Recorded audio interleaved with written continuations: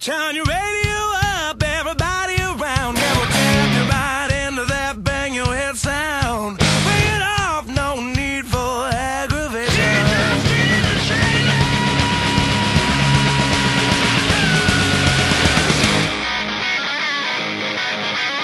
Wake up, little girl, I need you now.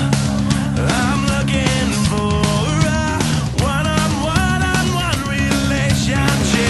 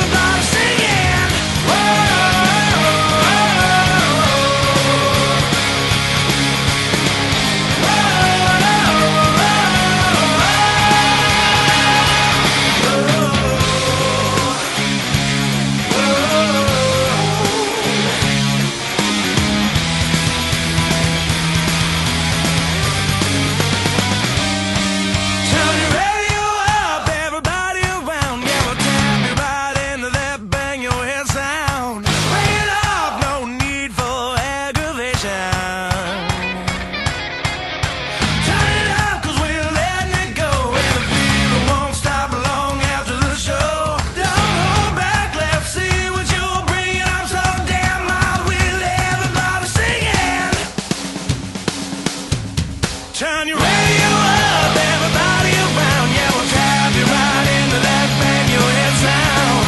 Bring it on, no need for aggravation. And then we'll turn it up, we'll let it go, and the feeling won't stop long after the show. Don't hold back, let's see what you're bringing. I'm so damn mind, will everybody singing?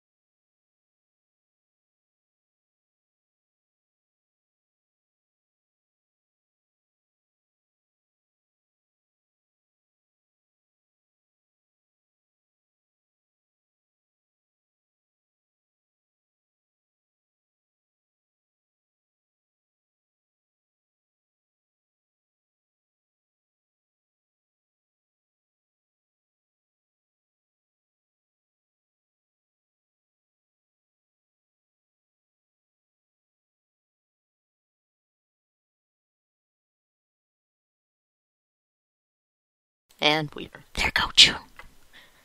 And good evening. Welcome to Mystic Moon Cafe Radio. You've got your two hostess with the mostest, June Nixon, and me, Wendy. Yay! Yay! Hey, everybody. It's so wonderful to be here tonight on this in Seattle. It's nice and cold and gloomy. I love it. Sitting here drinking my nice hot cup of tea and all wrapped in a blanket. I am just all set. All right. Yeah, it's getting down in the 60s and even upper 50s here at night now, and beautiful 80-degree weather, and Ooh, yeah. it's great. Well, horrible. except for that, yeah. Well, 70s, 80s, only that fog. The fog that comes in the fall. And Oh, yes. Wake up and look like I ate shellfish but was allergic or something. I'm not actually, so it's okay.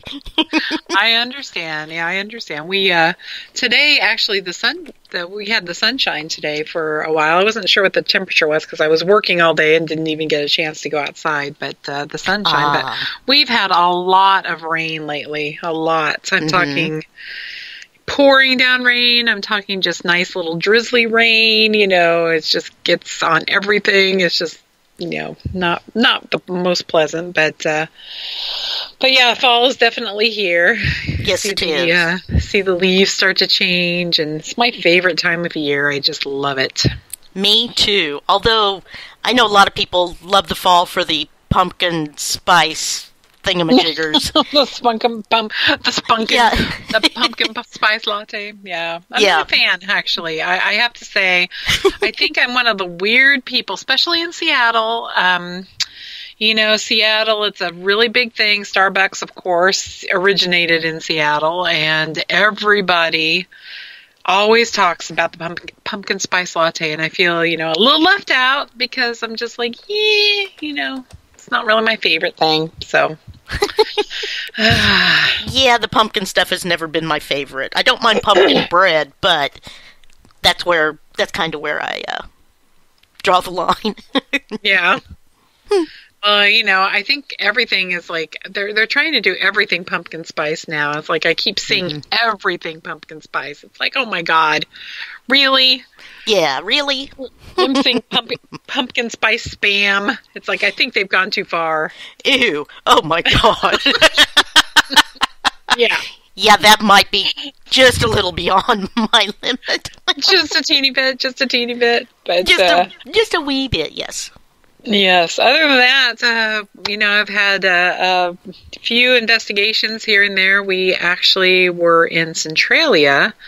Was it last weekend or the weekend before? Oh my gosh, everything is all mixed up together now. But I think it was the one before. But okay. I won't swear to that, simply because of your postings and things. Yes. Well, I missed last Wednesday night because I was at the Elton John concert. Oh, that's right. Yes.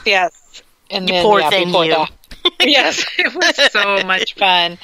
It's his goodbye Yellow Brick Road tour, but everybody, of course, says, isn't really his goodbye tour, but I think it really is this time, because he is in his 70s, and he also has two very young children now. He has like a 6 and an 8-year-old, I think. Oh, neat.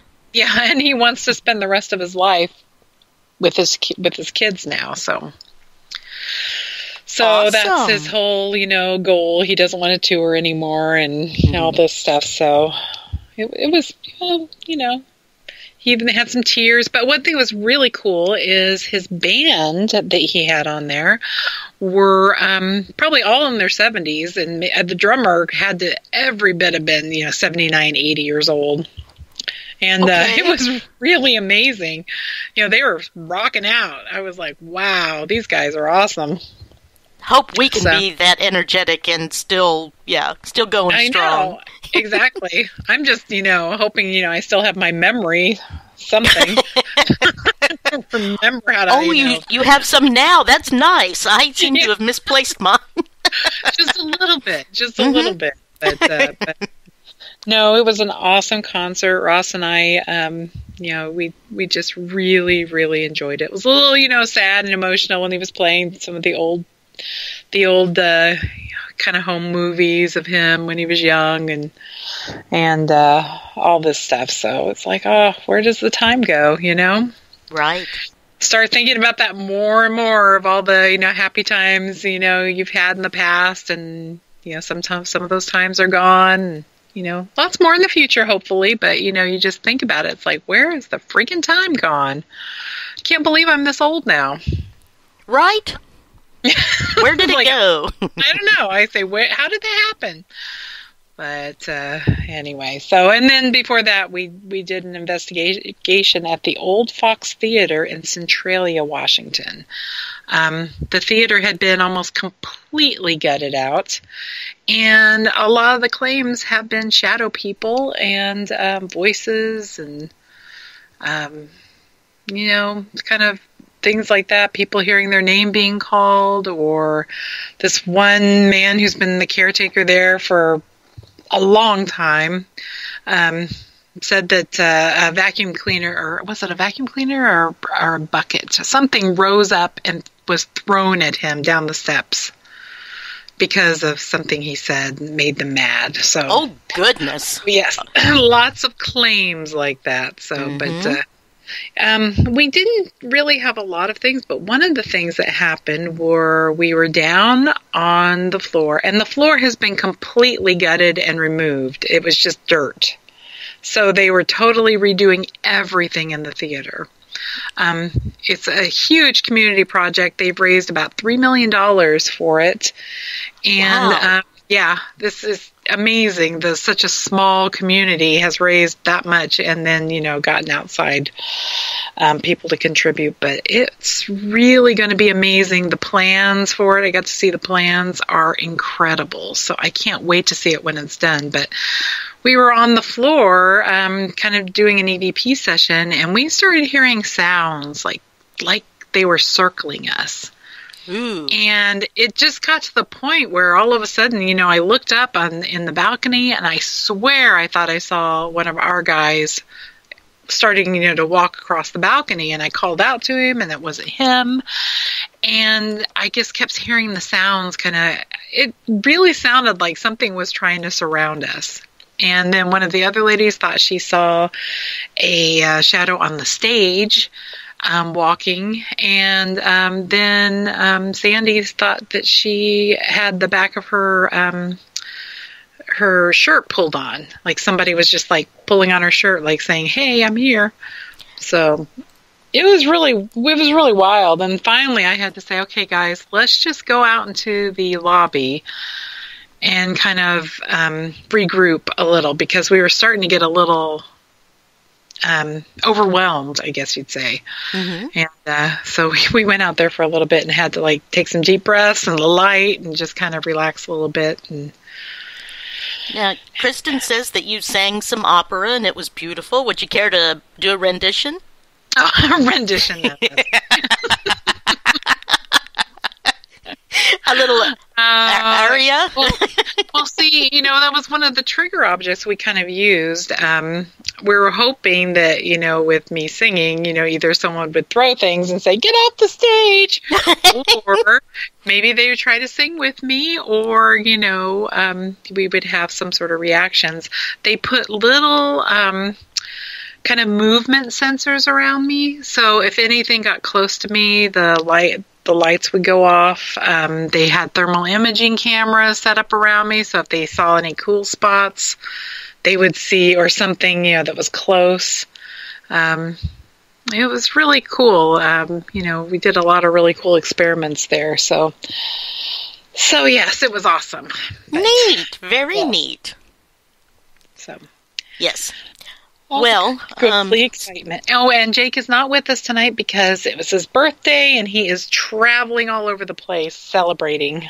Yes, so we'll be a little slower in chat, posting links and what have you. Yes, exactly, because he's right on it. Yep. Almost before we think of him. Yes, exactly. I swear he is psychic. I was like, how did he do that so fast? What? Yeah. He's amazing. We love Jake. Indeed, yes. Well, Wendy. Yes? Is there anything you would like to say?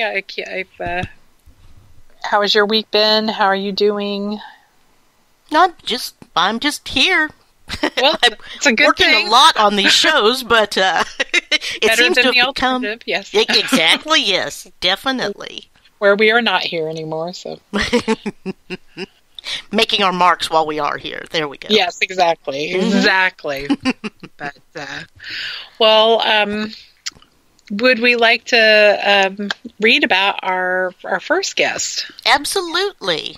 And Seth will be joining us this afternoon. Excuse me. Wow. The second half. We're going to go back in time, but It's been kind of a long technical day, so I apologize. that's okay. That's okay. That's okay. Oh. But, so on this episode, we've got Kyle J. Macias, filmmaker, and Seth Michael, psychic medium. We'll be talking about the Hat Man. Kyle recently released a documentary, The Hat Man, Documented Cases of Pure Evil. So we will pick his brain on the subject and talk about the documentary. Seth will give us his take on the Hat Man from a medium's perspective, and he has encountered a couple of these entities, so he said he would be happy to share some stories and that type of thing. Oh, awesome. Do you want me to keep going? Read Oh, about sure, yeah. Okay. Yeah, we should. A history of folklore of shadow creatures and the Hat Man. A number of religions, legends, and belief systems describe shadowy spiritual beings or supernatural entities such as shades of the underworld, and various shadowy creatures have long been a staple of folklore and ghost stories. The Hat Man typically appears at night dressed in a long black trench coat, a black three-piece suit, and a black hat, either a fedora, top hat, or cowboy hat. Witnesses say the Hat Man's eyes glow red, and occasionally he checks a gold pocket watch chained to his belt. He is described as a being at least 6 feet tall, though usually his stature reaches between 7 to 10 feet. And a little bit about Kyle J. Macias. He's an aspiring filmmaker specializing in narrative films and documentary films alike. He's an avid researcher and paranormal aficionado covering a wide range of subjects such as the occult, entity contact, and unknown realms. The Hat Man Documented Cases of Pure Evil is his first documentary covering the subject of shadow people, specifically focusing in on the distinct figure, the internet, and eyewitnesses who have dubbed the Hat Man. Let's see. Kyle delved into the subject of shadow people back in 2008 when he learned that his own family had experiences with the Hat Man. Throughout the duration of making this film, it came to Kyle's attention that the Hat Man is not just a figure seen in sleep paralysis or nightmares. The eyewitnesses are adamant that they also see him in waking life, manifesting under street lamps, in the back of passenger seats, which would give me a heart attack and I would probably die, in the corner of the room, on the side of the road, peeking around corners, and in some cases, a physical attack. Is the Hat Man hiding in the darkest places of our subconscious, or is he crossing over to our physical existence? It may be both. Ooh. Okay. Okay. Then we shall... Come here, Skype. There we go. We will add Kyle here in just... Kyle, yeah. Add. There we are. One ringy-dingy. See how many people get that reference. But Everybody in chat probably will. Yeah, you're probably right. You're probably right. Mm-hmm. Hello, welcome, Kyle. Hello, thank you for having me. Absolutely. Kyle. Thanks for being on our show tonight. We really are looking forward to talking with you. So, hello. Oh, yeah, sorry, I could hear you. Yeah, today? I broke up a Okay. little bit, but yeah, I could hear you still. That's right. I was going to Okay. say I'll talk a little louder if you hear me. Cool. All right. So, I hope we didn't disturb you, and we'll try to make this fun and interesting. Yeah, no worries. Yeah, I like talking about it, so of course Okay, it's not cool. not a bad thing. Yeah, absolutely. Awesome. And we both have watched it, so you're not just talking to people that are like, "Hey, Right, sounds yeah. like a great thing," but we both seen it, so yeah, it's really really interesting. Cool. So can you tell us kind of how this came about, and kind of tell us kind of the history of why you decided to make this documentary and everything like that? Yeah, in the past, my family, they've always had experiences, specifically my mom's side, with ghosts, or you would call shadow people. But one of the most interesting stories that they had was of the Hat Man. But see, we didn't know if it was anything worldwide or reported worldwide. We thought it was like a family ghost or haunting or something going on, Right. And later on, we started talking about these experiences maybe in 2008, and as I got older and I was in high school around that time, it came to my attention. Other people were saying, "Oh, have you heard of the Hat Man?" And I go, "What?" And then my friend, he showed me this on Google, how people think that they see this Hat Man all over the world, and I was like, "Hey, that sounds kind of like when my mom and my grandma and my aunt have seen the same thing." So I told my mom in passing, and then she got freaked out. She got real disturbed. No. And then I was like, oh, see, there's something to this. I kind of put it on the back burner. I did a couple of short films about it in the past. And I was like, you know what? No one's really has really done a full feature documentary just on the Hat Man. There's been other documentaries like, shadow people, sleep paralysis, but nothing on the Hat Man. So that's what got me interested in doing a feature about it. Oh, wow. And I really like I like your reenactments or animations on there too. I mean, I thought at first it was animations because it looked really good, but I realized that you're reenacting a lot of them. It was pretty good. Oh yeah, thank you. The documentary was very, very well done. Yeah, and the editing was great. I was going to say, you're really, really good at that. So and the background music too, yeah. Yeah, exactly.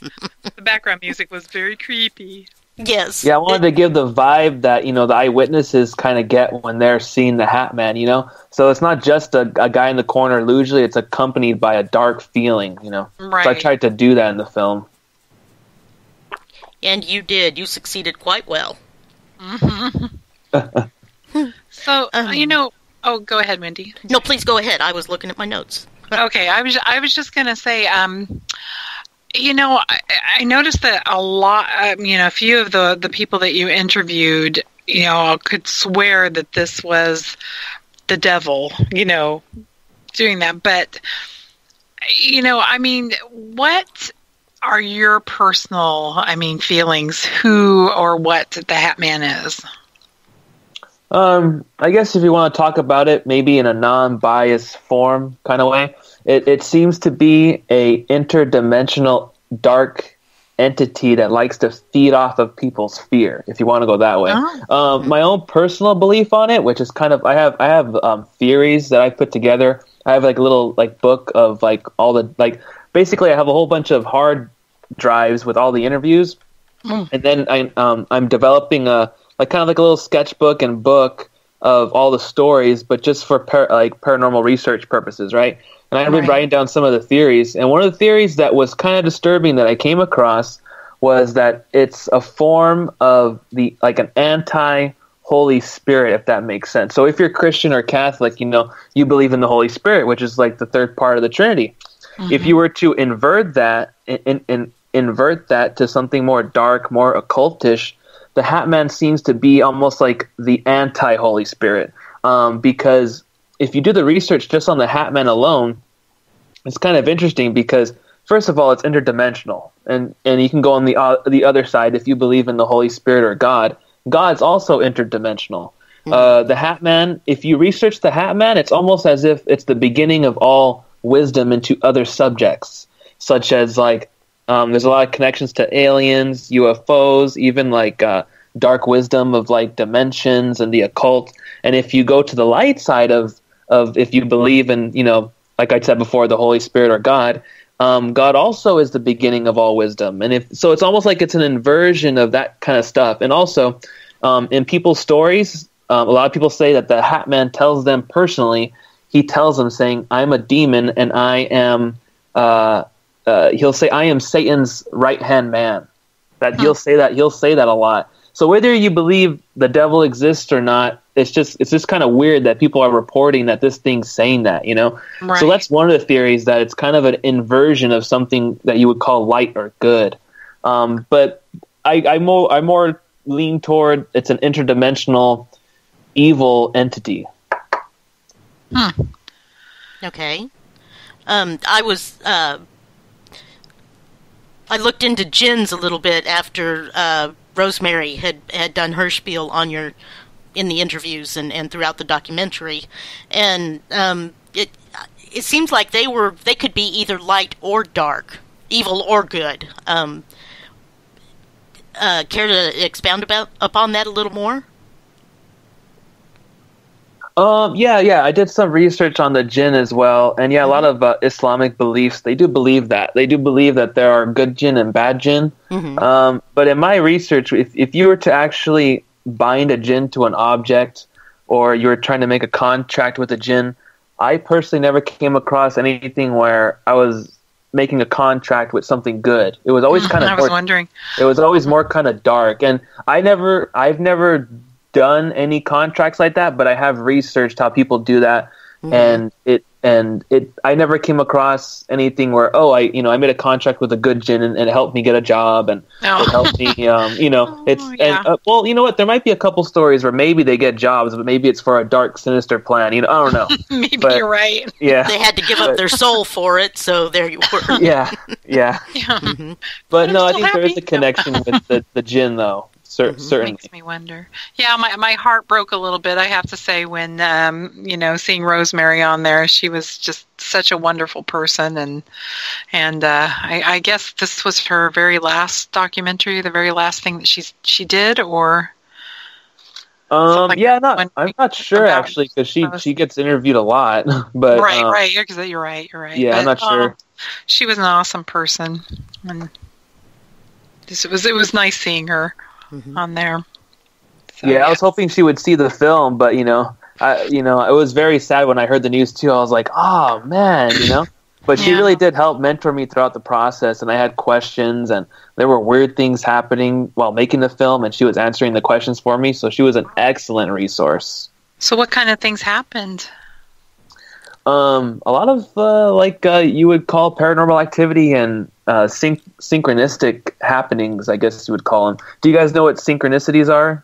Yes. Yeah, things coming together and right, merging kind of. Well, a lot of people, they see numbers over and over. And when I first just decided in my consciousness or mind to make the film, I haven't even started making it. I just decided in my head, I'm going to make this film. All of a sudden, I started seeing 1111, and then it graduated to more numbers like 333 on my clock all the time, or my microwave, or my car, 444. And then as I was filming some of the reenactments, I would see 666 a lot. Oh, really? and 111. But it was also weird stuff like some of my family members seen the Hat Man while I was making the film. Wow. One of the actresses in the film, she didn't really see the Hat Man, but she said she seen like a Hat Man-like figure behind her curtains. Like the shadow from outside was casting a shadow on her curtains, and it looked like the Hat Man. Oh, and wow. she got freaked out because she just got signed up to be in the movie. And then she was just like in her bed doing something, and she looked up and seen that in her room, and she got freaked out. And so that was like a lot of things like that happened. Oh, wow. One of the more serious ones is we were. Do you guys remember? Well, do you remember the scene where the baby's crying and the Hat Man's next to the crib? Yes. Oh, yeah. Yes, that's disturbing on so many levels. Oh yeah. Well, we were shooting that film on location. It was at an apartment, and while we were filming, the owner came in. He's all, "You guys should leave because there's cops outside. A guy just called in my apartment saying he's gonna kill himself." Oh my gosh. And then I was like, oh shoot. And I didn't know if he had a gun or was gonna go crazy, so I'm like, let's go out through the back. And as we're going out to the back, the cops were coming in down the hallway, and we're like, oh, shoot. I mean, it felt more serious than just talking about it. We all felt like we were in danger, you know? Oh, And yeah. I feel like there was a link there with filming something so dark and evil, and the Hat Man's associated with depression and suicide. Right. I also talked to Rosemary about it, and she told me that, yeah, it was attracted to either a trickster nearby or the Hat Man was attracted to that filming of that content. Oh, wow. That's a little scary. Oh, yeah. Yeah, it was pretty scary. Yeah, it was very scary. Indeed, gosh. yes.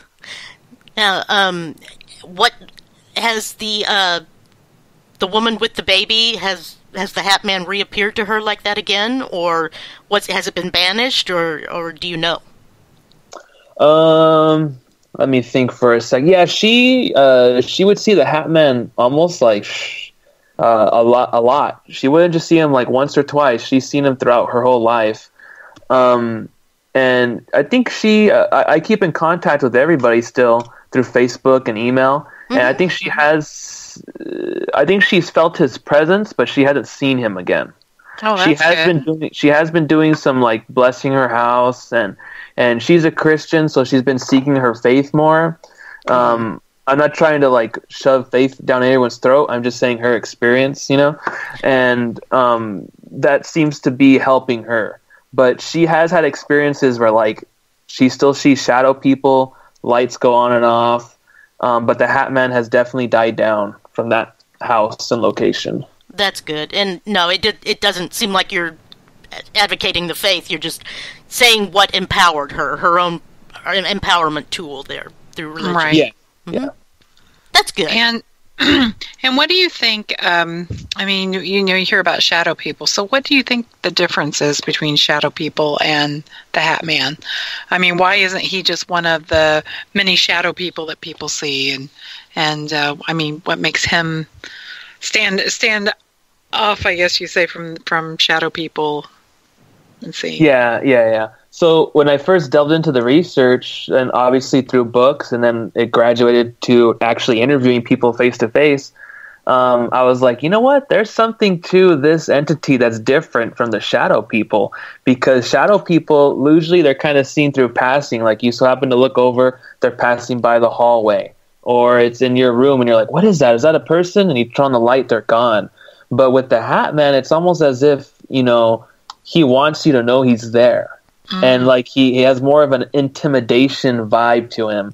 And so I was like, what is this? So I went deep into it. And personally, I went more toward into the ancient Hebrew and also the jinn connections with that, and more the Middle East kind of shadow people lore and stuff.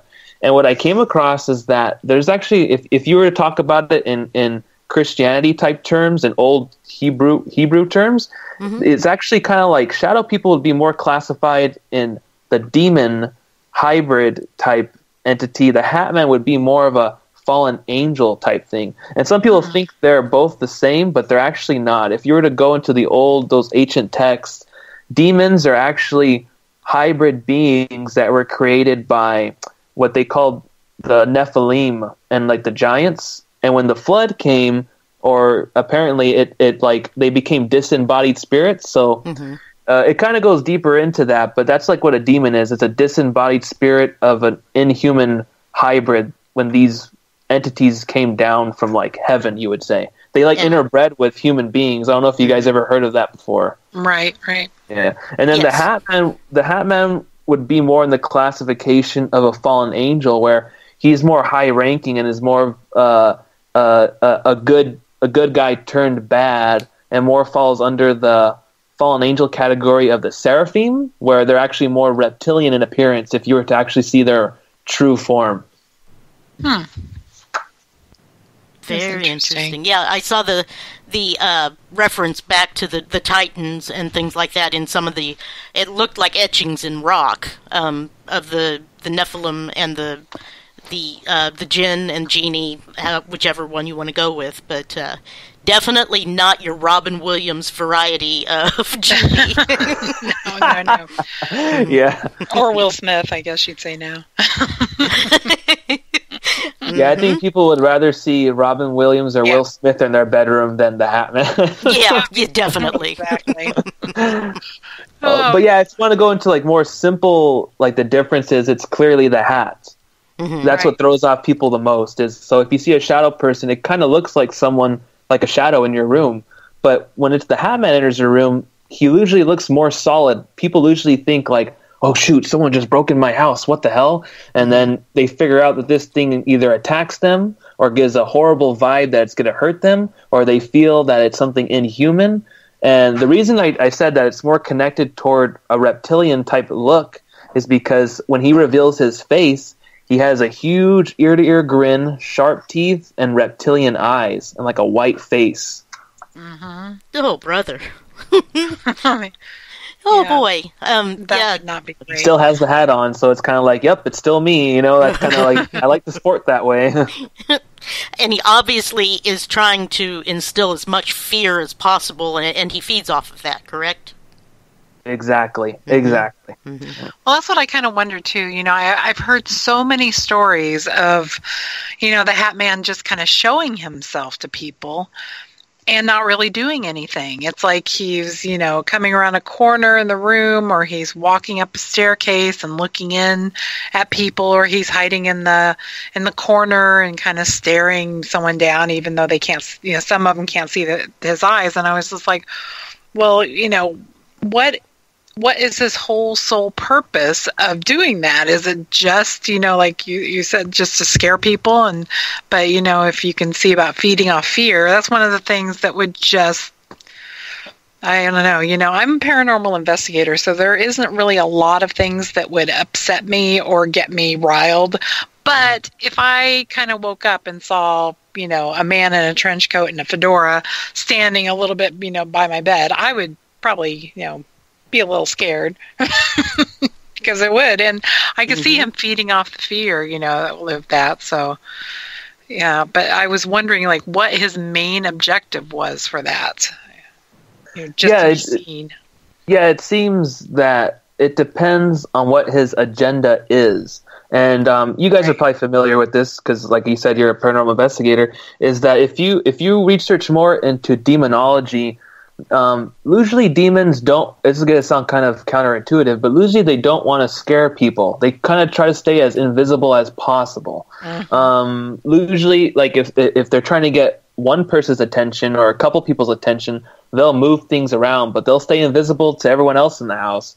And so when you ask the question, like, what is he, like, sometimes he's trying to instill fear, but sometimes it seems like he's just passing by or just doing something weird. I really think that it's kind of like a game of chess where, okay, if I'm going to attack this person this way or influence this person this way, I'm going to do A over here, I'm going to do B over here, I'm going to appear over here, walk over here, and I'm going to bother this person over here. Then I'll come back here and do this to elevate the fear. So it's kind of like whatever his agenda is for that individual. But I really do think it's more like chess for like people that say, oh yeah, I would just see him walk up the stairs, and I'll go up, and he's gone. You know, what the hell was that? That was weird. Right. You know, and I think it's to really disturb the person, but more so, it could be for many reasons. It could be to drag them into the occult further, to go more to the dark side.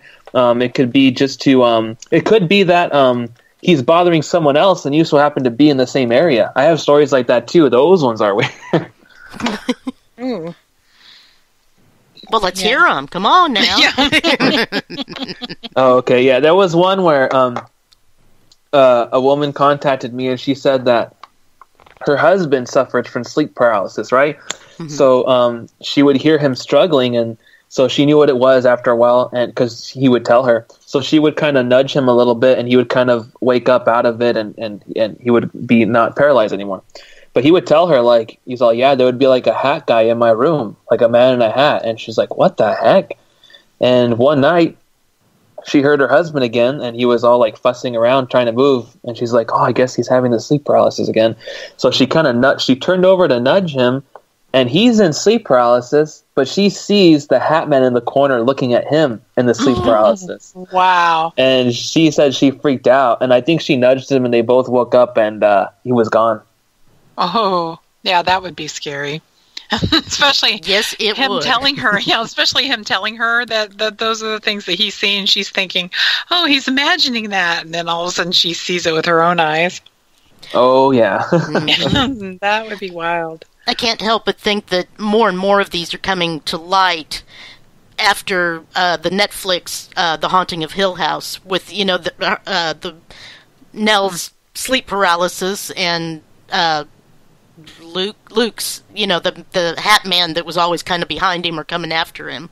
That was some freaky stuff, and it kind of made me think maybe people saw that and felt like they could talk about it a little more instead of maybe trying to hide it and say, oh, people just think I'm crazy.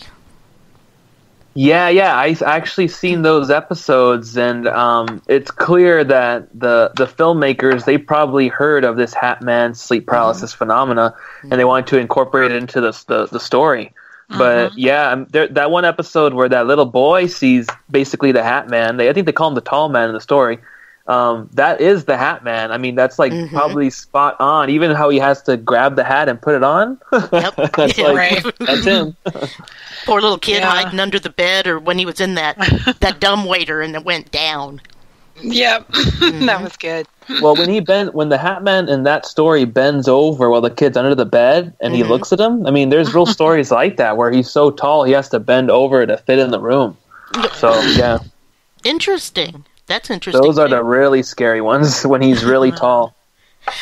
Do you think they're the same entity, or just people's own imagination? Not imagination, but how their mind is dealing with what they're seeing. We talked about it a little bit in the film, but there seemed to be a connection with the drug compound DMT. And I don't know if you guys know about DMT. It's connected to the pineal gland in our brains, and it's considered the gateway to the spiritual realms in the occult. Did you guys know about that? I knew about the pineal gland, but not about the DMP. Yeah, the DMT is like the compound that's released like while we're dreaming, or if it's activated through like shamanism and certain practices, you basically get launched out of your body into like different realms of existence. And the more I did more research on the Hat Man, I came across this synchronicity and also just research on DMT. And it seems as if this Hat Man can turn on and off someone's pineal gland so that they can see him in the physical world. I mean, from his realm. So, like, I have stories where people, they're playing video games and they hear a noise and they look over and this Hat Man's there, and all of a sudden he's just not. So he doesn't like fade away. It's just like cut, he's there. I mean, he's there, and then cut, he's not there. It's like as if, you just like made a cut in the film. It's just like instantly he's there and instantly he's not. So to me, it seems as if he can turn on and off this thing in your brain that can kind of see him and not see him when he's in his realm.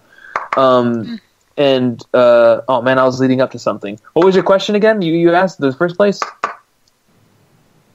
Oh, the Sorry, we all forgot. I know, I was entranced. It had to do with the Hat Man and him with the pineal gland and the DMT. Oh, okay. Yeah. It seems that. Oh, you were talking about, is this in our imagination or something? Yeah. Oh, so what I was leading to is that it seems to be that this entity likes to influence artists, filmmakers, and marketers to place his image out in pop culture. So that way it creates this kind of sigil, you would call, or egregore, so that it goes out to the masses and everyone's subconscious, so that if you were to see that in passing, and then later on you're asleep and the Hat Man's nearby, he can kind of recall that image in your imagination. It makes it easier for him to manifest. Oh boy. Yeah, and I came across that a lot where, like for example, his image is also on the neighborhood watch signs, at least in America. That's true. He's also on wines, a lot of wines. That image of the Hat Man. I saw that too. I was looking that up, going, "Oh, I didn't. That's really funny." Yeah. So it seems as if this entity is projecting this image out there over and over, and that it's easier to manifest in the collective subconscious to manifest in a person's life later on. Like the Babadook. Yeah. The Babadook is definitely a movie about the Hat Man. I believe that is like the Hat Man. They either heard about it or they were possibly influenced. But actually, no. I did do research on that. The director of the film, she was actually she's Australian, and she was actually talking to a friend about something paranormal, whatever. And the guy brought up, he's like, "Oh, have you heard of the Baba Yuga or Baba something?" It wasn't called Babadook though; it was called something else. And I think she based it off. The Babadook is based off like a real demon that was a boogeyman in Australia, I believe, if I remember correctly. That was interesting though to research. You know, it really is amazing though how many people, and I think that that's one thing when you know, something like your documentary or some of these movies kind of come to light, and then so many people come forward and say, "No, man, I actually saw something like this. You know, this was something that was in my room," and then it kind of sparks with a whole bunch of other people saying, "You saw it too? I saw something like that too." And I just thought I was like the only one and didn't want to say anything. And now it's like so many people are kind of pouring forward and saying, "Oh my gosh, let me tell you my story," and everything. So yeah, it's really fascinating to see how, you know, in almost every culture there is a form of the Hat Man, I guess you'd say.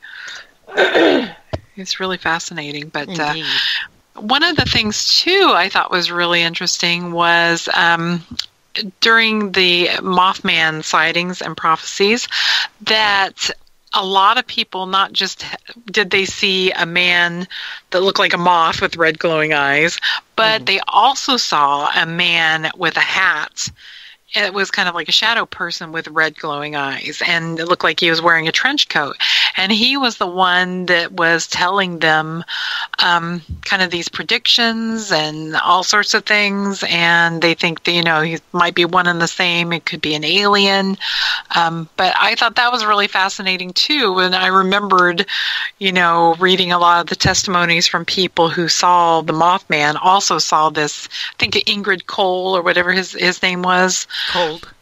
Cold, yeah, like that. And they described him as, you know, a trench coat with the hat and, you know, razor sharp teeth and things like that. So, you know, it makes me wonder if, you know, the Hat Man didn't have his hand in kind of the Mothman prophecies also.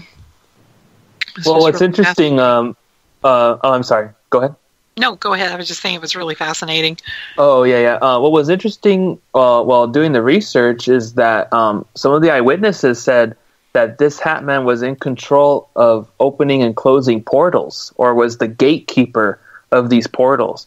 And I came across stories and I interviewed eyewitnesses who said, "Well, I've also seen other entities with the Hat Man. Has anyone else seen other entities with the Hat Man?" And I'm like, "Well, describe." And then they said that they would see him with like a couple of dogs, like hellhounds, some people call them. Like he would have dogs on his side, but they didn't look like normal dogs. They looked like something demonic, you know, something evil. And then other people have seen him with more shadow people, obviously, in the room. And he really does give the vibe that he's in charge. He's either watching from the corner or he gives the vibe that he's in charge. Some other entities people see him with are like what you would think like of Dante's Inferno type demons, the classical type of demons. And those are probably the more disturbing accounts. Like I have one where a woman, she was getting ready to go out and she was home alone. She went into her closet to get her sweater, and right when she turned around, she's already seen the Hat Man several times before this. She's about 30 at this time. She's seen the Hat Man since she was 7. She turns around and she sees all these entities in the room at the same time. She sees the Hat Man and like shadow people, and then she sees like these demonic creatures that are around him that look like, she sent me pictures. Some of them look like I said, dogs, and some of them look like just like demonic, like airy and animalistic. Ooh. And she was just like shocked. She's seen stuff like this before, so she wasn't that shocked, but she shocked. It caught her off guard, and she told herself, "Okay, just calm down, just turn around like as if you didn't see them, and walk out slowly, and we'll take it from there." Because she didn't know if they were going to attack her or something, and so she just walked out. But she's already seen him many times before. She doesn't know what to do, or didn't know what to do at the time. Right. Oh, wow. That would be very shocking. Turn around and see that. Now, I have seen some shadow people in a certain house, mostly.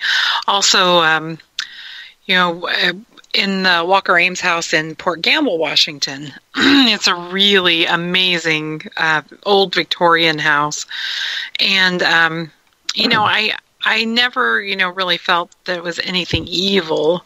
A lot of things I've thought about shadow people are that it's another form of manifestation for a spirit that, maybe that's all the energy they have and they can only manifest that much. I'm just kind of wondering if, a lot of people just think that shadow people are, part of the evil, I guess you'd say part of the evil demons, or if there are part of, just former humans that, can only manifest so much and not, into full-bodied apparitions, but just into the shadow.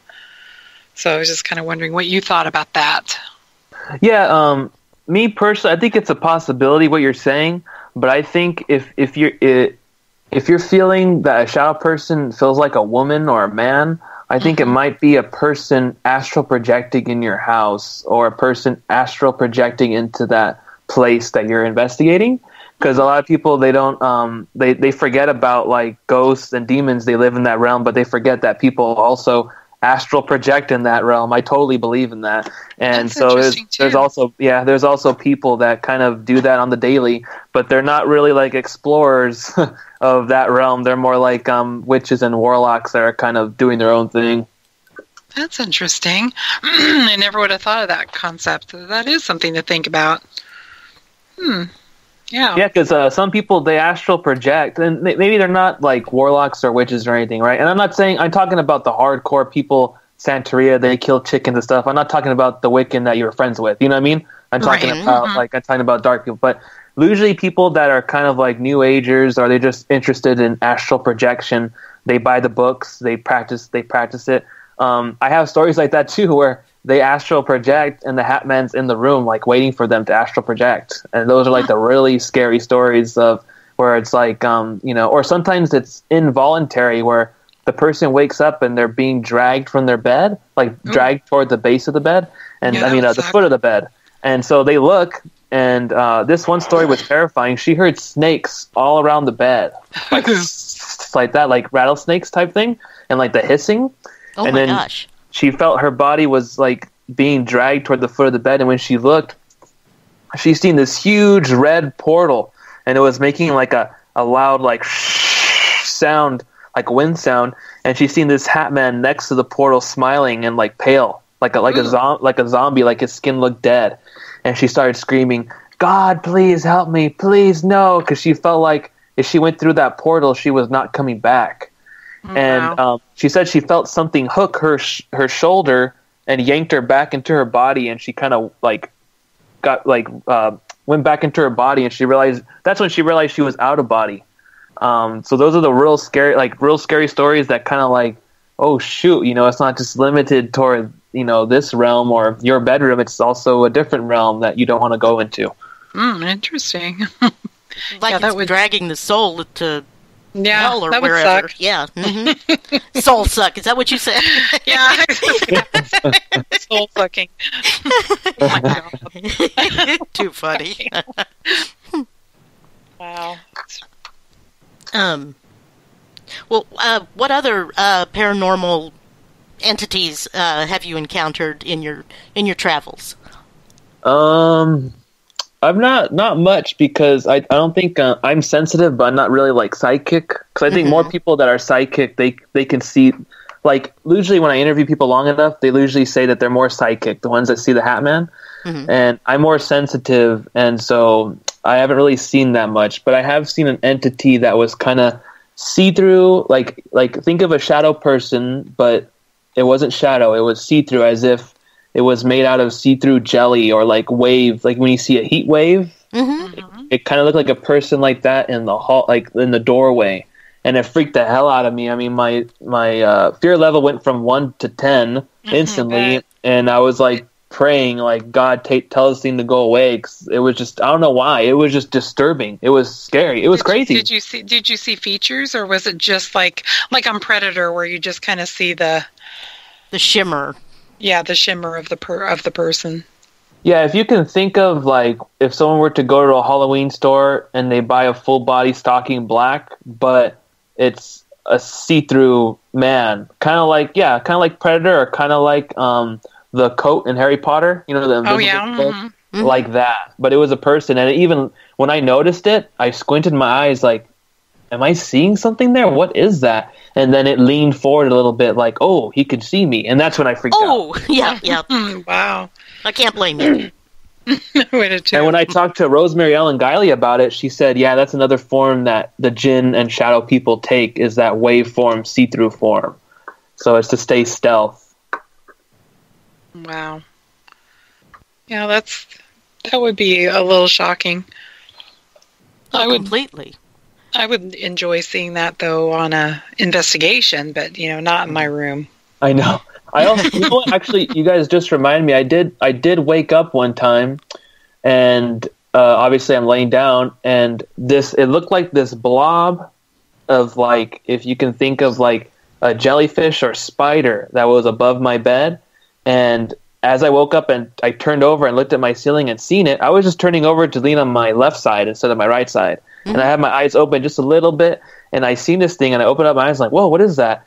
And it looked like a black jellyfish kind of thing, and it kind of moved like a jellyfish right through my window.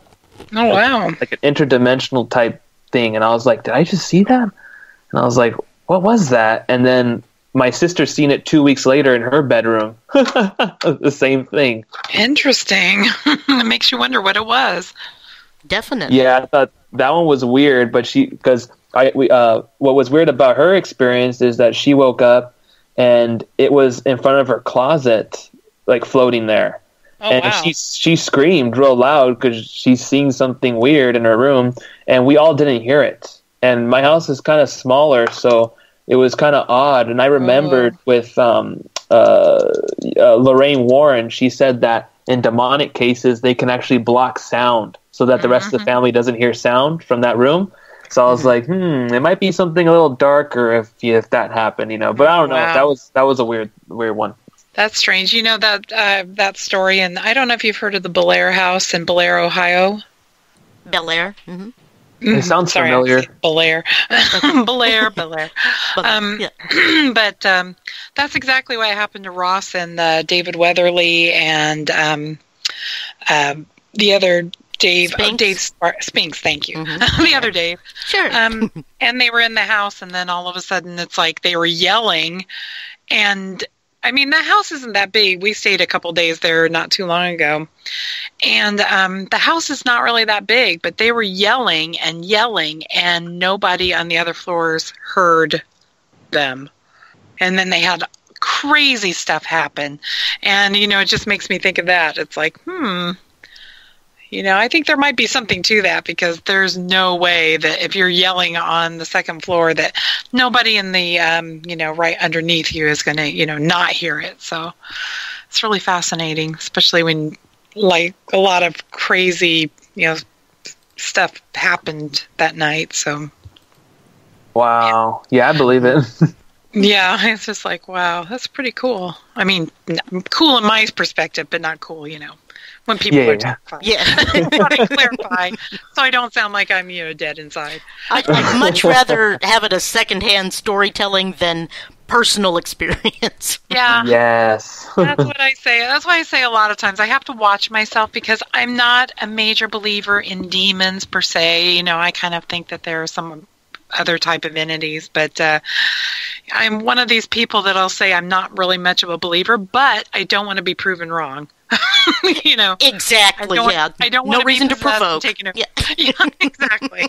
Well, what's interesting about what you said is that there's a misconception in Christianity right now that when they say demons, if you actually go into the ancient Hebrew, it actually means unclean spirit. It doesn't necessarily mean like the demon comes more from the Greek. I think it's demonios or demonios. Yeah, something like that. Mm-hmm. But when the actual translation doesn't mean demon in the Bible, it means unclean spirit or unclean like wind entity type thing. Interesting. Yeah, and so, very apt. There's a lot of there's a lot of genre going on where people say like, "Oh, I'm Christian, so I believe demons exist," but there's more that's more of a genre way of thinking, because you kind of have to go and do research. Like, okay, what does it actually mean? You know, because a lot of people they kind of cling on toward like the definition of a demon from a film or from what their pastor says or their guru says or whatever. Yeah. So you have to do your research too with people, because like, I agree with you. Yeah. I don't want to go too like all philosophical or something. No, but that is really something. You know, when people really do their research and not just take it for face value, it's you're just like, wow, maybe something to this. But well, Wendy, did you want to bring Seth on? Yep, I was just about to do that.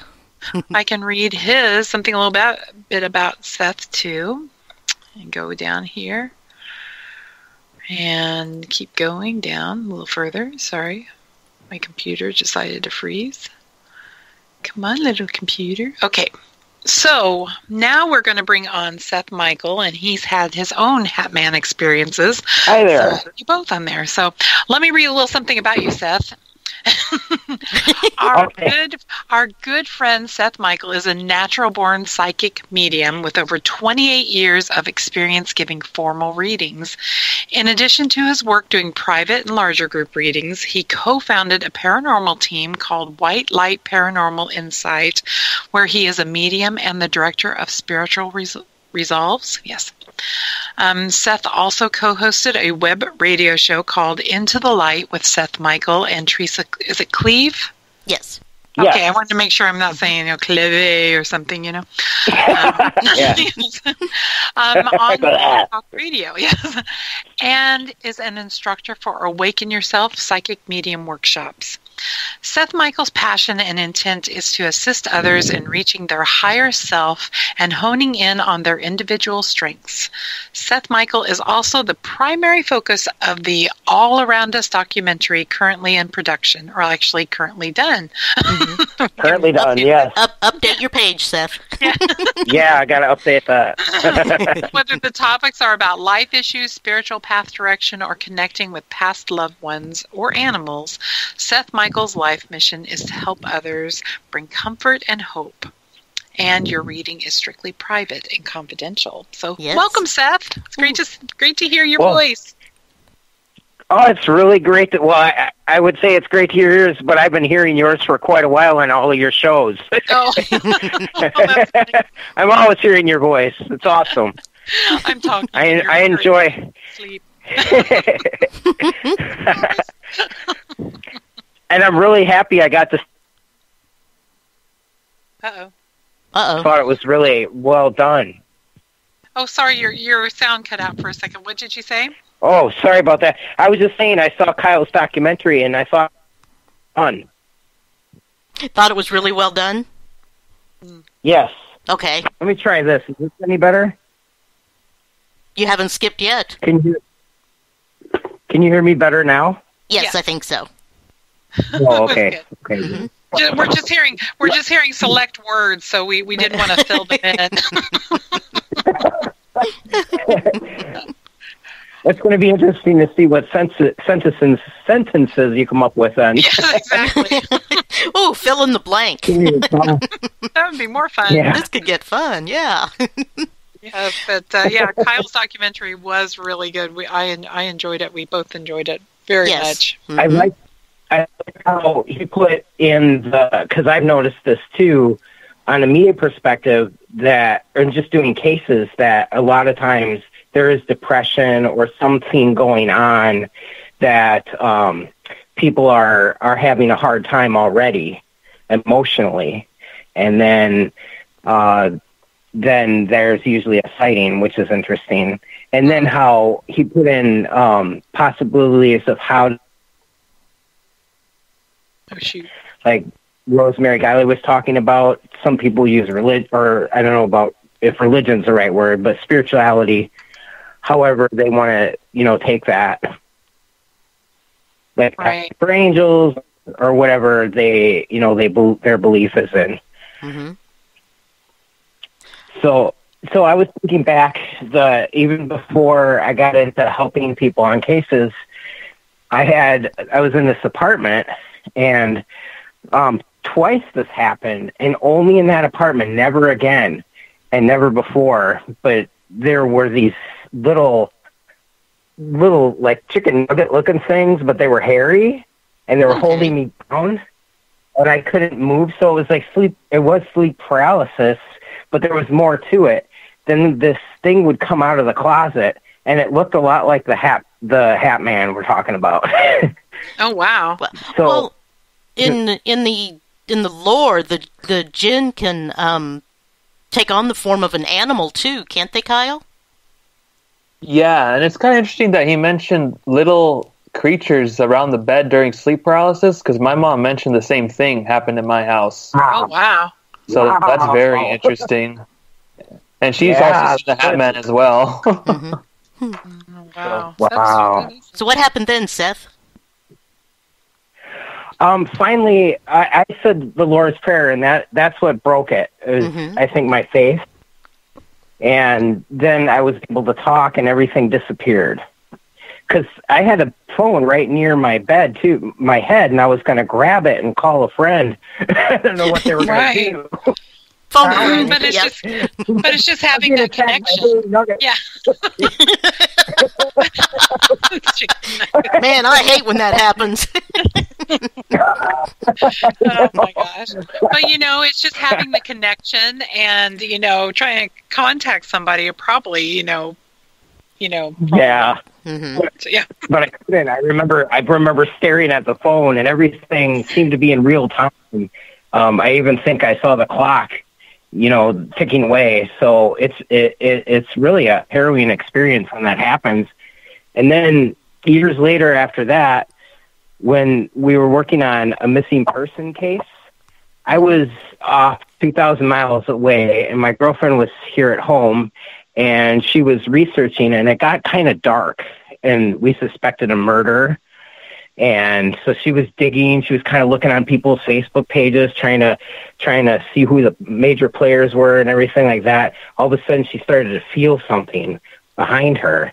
And when I would look in my mind's eye, I didn't realize it at the time, but I feel like it was one of the Hat Men, because it had the same kind of energy signature, which is, I don't know if foreboding's the word I'm trying to think of, but it's creepy. Mm-hmm. It's a very creepy feeling. Like, I agree with everything that Kyle put in his documentary and everything he's saying from my own experience. And so, and then we go to different cases, and I've noticed shadow people with hoods as well. I'm like, well, that's interesting, because I go to completely different cases, and there that either Hat Man would be or a hooded creature. Shadow. Did it know you were seeing it? Yeah. Or was this more of a memory? Okay. No, I asked what it wanted, and then I hear fear. So that made sense. Like it may feed off of that emotion, of that energy. And then I asked about others, like, are there others with you or something like that? And then I remember hearing others work for me or work for us. I don't remember if it was me or us. But I feel, as a medium perspective, I feel like, because I wondered, is this just the same dude showing up? I feel like there's other ones. There's not just one. There's several, because it has, like, to me, it has a slightly different feel from each of the ones. Recently, we were in a case too, and it was a suicide case, and we were trying to connect with the possibility of the spirit still being there.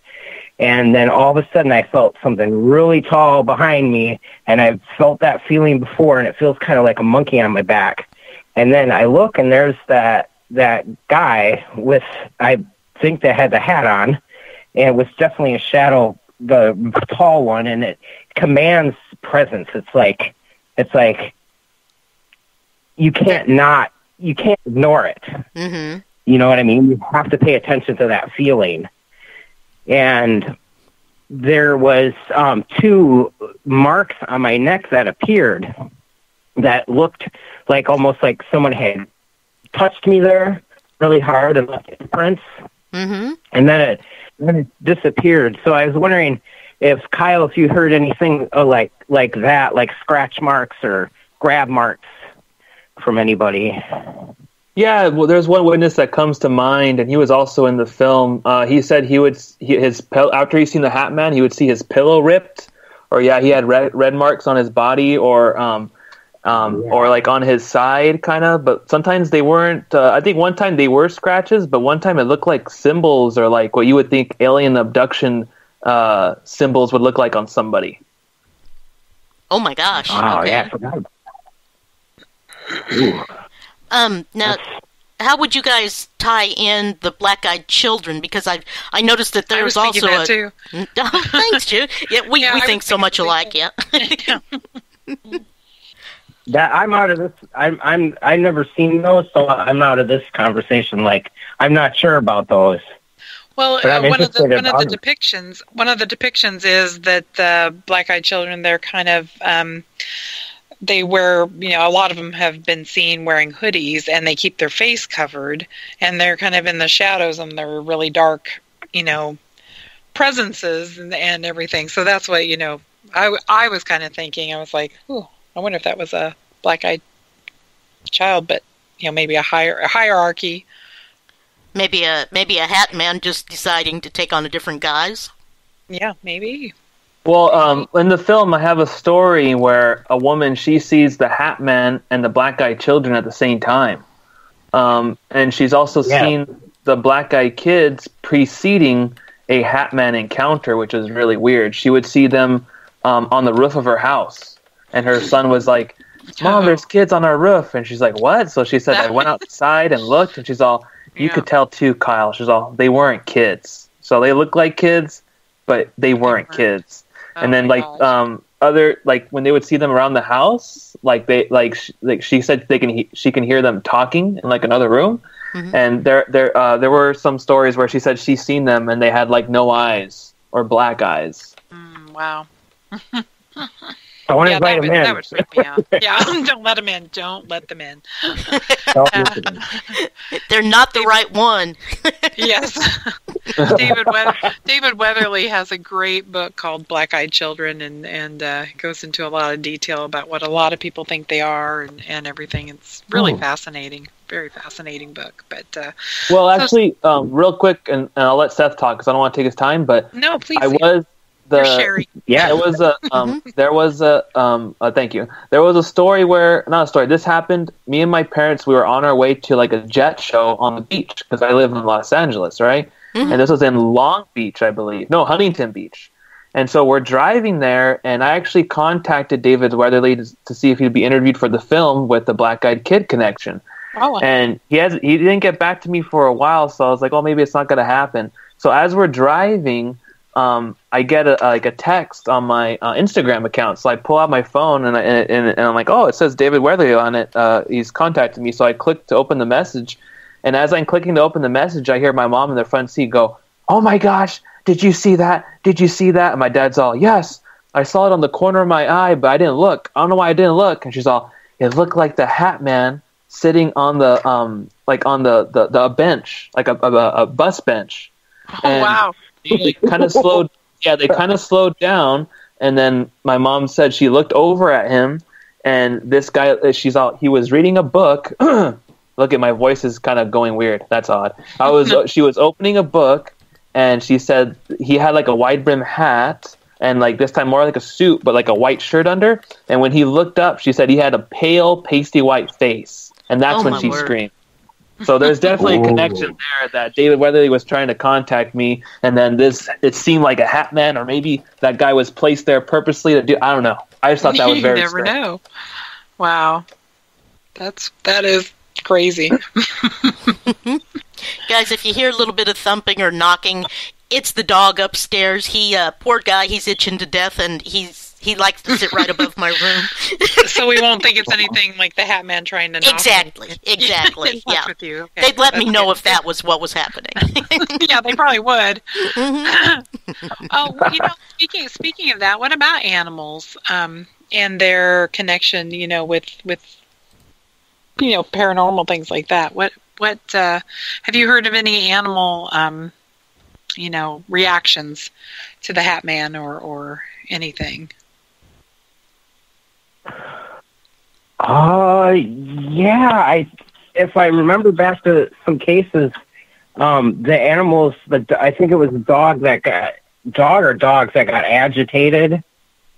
And I know this isn't on the animal subject, but it was also, I noticed some similar activity, like doppelganger phenomenon would happen where people would hear their names, but it would sound like somebody they know is calling them, like their mom is calling them or something through the house. Mm-hmm. Oh, wow. Yeah, I wanted to mention that too. And of course, I don't know if I don't remember knocking was, but footsteps were heard, disembodied footsteps in some of the cases that Hat Man was seen, that they've either seen it or I've showed up and then I saw it. And it would be in my mind's eye usually. But when it was sleep paralysis, it was like real time. It was like right in front of me kind of thing. Wow.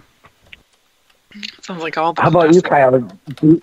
Was there any animals? I don't remember from the documentary.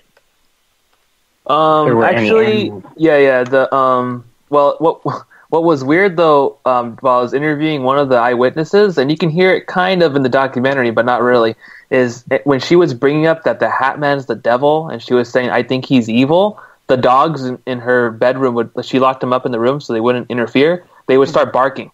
As she's talking about the Hat Man. And I remember I was interviewing her, and I'm like, "Oh, that's weird," but I'm like, no coincidence, Wow. That is really something. Yeah, some witnesses, they did say that they seen the Hat Man with like a dog, like he had a dog with them. So the dog was with him, not against him. But it was more Right, like it hellhound, wasn't fully a dog, Yeah, the hellhound. Mm-hmm. Yeah. Yeah, I was wondering. And not those fun, cuddly hellhounds, but those really serious ones. Yes. Yeah. not the Harry Potter, Cerberus or was it Cerberus, the Cerberus three-headed dog? Fluffy. It was Fluffy. Fluffy. Not Fluffy. Right. Cerberus, yeah. Yeah, Cerberus. Yeah, that's it. Cerberus. That's the internet version. Cerberus. Oh, sorry. Never mind. Sorry. Oh my gosh. Okay, yeah, I've had a long day too. Yes. Wrong. Yes, Wendy? Oh, sorry. I kind of lost my train of thought. I was responding in chat, and yeah. That's okay. That's all right. Go back up. Anyway, we're talking about Hat Man, kind of a form of shadow person, and this is for Rhodey. She was kind of wanting a little bit of a recap, and we're just going through the documentary that Kyle did, and Seth chimed in to tell us about his encounters and what have you with that. So that is where we are at. Well, good synopsis, Wendy. Good synopsis. Oh, thank you. No, but no, this is just such a fascinating subject.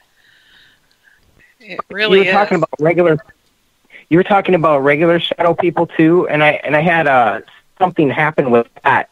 I had cold turkeyed off this one medication, and I thought it was just gonna, I was gonna vomit or something like that. It was an emotional withdrawal. It was like I felt so much pain, and I just wanted to die. So I would I took a big hand. What's that? I said that's awful. Yeah, I took a big handful of pills, and I just wasn't thinking, and I was going to take them, and all of a sudden there was a hand on my shoulder, and it was a shadow hand. And I looked, and it was a shadow person. And I think it was a male, and it was telepathic, and it was just saying, this will pass. This won't last. Oh, wow. And that's all it was said. And I went to take a shower, and I came back out, and I still saw the image sitting in my chair. And just like a friend was just sitting there. Wasn't saying anything, and it wasn't a real creepy feeling. I don't remember if it was comforting, but I was, of course, kind of comforted. And then it disappeared. Somebody had said that they thought that was a spirit that had committed suicide that had to do one last thing before crossing. That's interesting. And that kind of, that was, that kind of, like, I wondered if that was true, but it was very different than that. Yeah, very I was gonna different. say. So, we had touched a little bit about Kyle's thoughts of what shadow people are. So, what do you think shadow people are, Seth? I think it's a combination of things. Like, that makes sense to me that some are trying to manifest and they just haven't. I think they're probably mostly earthbound spirits. Or it could be like its own classification, like it's like the Hat Man, its own kind of class of phenomenon, like just, the shadow people come from this certain place in the dimension, that kind of thing. It could be a mixture of things. Yeah. So and then it makes sense. So like if somebody's astraling too, that they would come over as a shadow. Mm-hmm. That would make total sense to me. That's really fascinating. That's one thing I really have never even thought of before. That is really something. I think I'd like to do a little research on that. I think that would be a really cool show in itself. People that can astral project. If you do a show on that, mark down John Ramirez. He used to constantly astral project, and he was like a high-ranking warlock in the occult. He knows, he's an expert on astral projection. John Ramirez, if you want to do a show on that. Okay. We'll have maybe to we can get you back on too, and we can all talk about it together. Right. Yeah, I that's one thing I don't know. It's really hard for me to think about. I've tried to do some things like that, but I just don't think I can. It's one of those things where you have to have a personality that you can really just let go. And you have to really just let yourself. Not let yourself go, because I've obviously done that, but I'm talking about mentally let yourself go as you just kind of prepare yourself and just, can fly away, basically. That's just something, I don't know if I never really thought of myself as a control freak, but I think, I definitely have those traits where I can't just let go. About, astral projecting. I'm sure there's probably more to it than that, but that's probably a big thing. Yeah, definitely. Oh, no, I think you're right. Yeah, for sure. I did it once. I was just thinking about it, and all of a sudden I was going through this oval hole, and I put part of my body through, and I heard go back. So then I got back to my body, and that whole side that my arm was through the oval hole is all paralyzed for about a minute. Oh, wow. That was pretty interesting. I didn't get to go anywhere or anything, and then I've tried after that, and it's like you're saying, my subconsciousness or something doesn't want to go there, doesn't want to lose control, maybe of because your body is just laying there at that point. Well, though, if I did have that power, I would probably be in Chris Hemsworth's house all the time. Just saying. Probably is not meant for me to have that power. You could remote view, which is sort of the same thing, but you're in your body, so you can do it while you're just during waking life. You don't have to go under or anything. That's true. That's true. Just drive to his house then. But I get arrested, so that's not good. Well, remoting you can do from your house and just kind of remote it. What's Chris doing? Oh, that's so wrong. So wrong. I actually tried to do that when I think it was Obama was in the presidency. I wanted to get into his head and see what he was all about. And then as soon as I got there, it was a remote thing, so I did it from my house, and I was right getting there, and then these two gargoyles kind of turned their heads and faced me. So it was like some sort of top secret protection. Interesting. Whoa. Yeah. It was pretty wild. I wasn't expecting that. I just thought I'm going to find out if he's a good guy or what I think of him, but I couldn't get into his head. Whoa. I never tried Trump, though. I'm a little nervous to try that. Don't do it. So you were... We won't make this a political show, but don't do it, Seth. What can I ask? What part of were you like in the Oval Office and the gargoyles were on the outside of the door, or like what part of the Washington were you at where you saw those? I was remoting through the White House, so it was like I saw walls and then like going through the walls, and then all of a sudden I saw them as like spirit creatures, and then I saw the backs of them, and then they turned and faced me. Wow! So it's like some sort of a possible spiritual protection. Well, that's what gargoyles are reported to be. I know they've been demonized like everything else in Hollywood, but right. Yeah. Mhm. Wow, that's amazing. I definitely want to contact you after and talk about that further. That's very fascinating. Now, Rhodey in chat. Oh, go ahead. When you're not expecting it.